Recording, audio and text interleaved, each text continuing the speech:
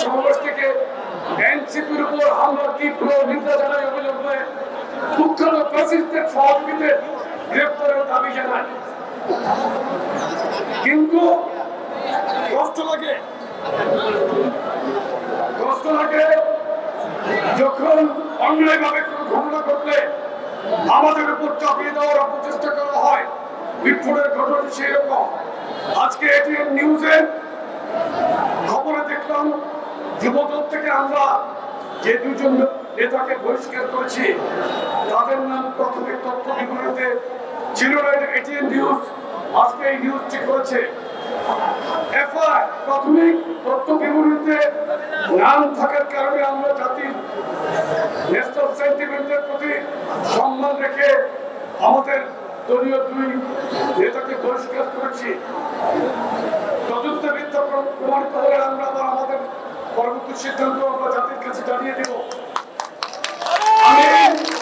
আমি কি কথা বলতে চাই, মব সন্ত্রাসে বাংলাদেশে 5ই আগস্টের পর চালু হয়েছে। এই মব সন্ত্রাসকে বন্ধ করতে হবে।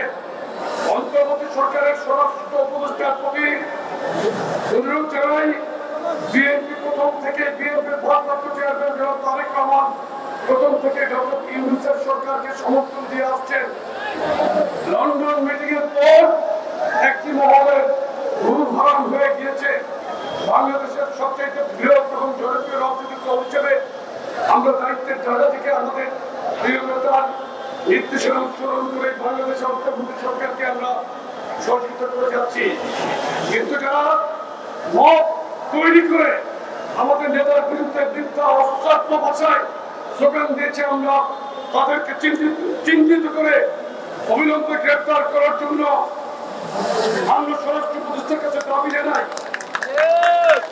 কুখ্যাত ফ্যাসিস্ট শেখ হাসিনাও কিন্তু তার আমলে ছাত্রলীগ যুবলীগ এত অশ্লীল ভাষায় আমাদের প্রিয় নেতা জনাব তারেক রহমানের বিরুদ্ধে স্লোগান দেওয়ার সাহস দেখায় নাই।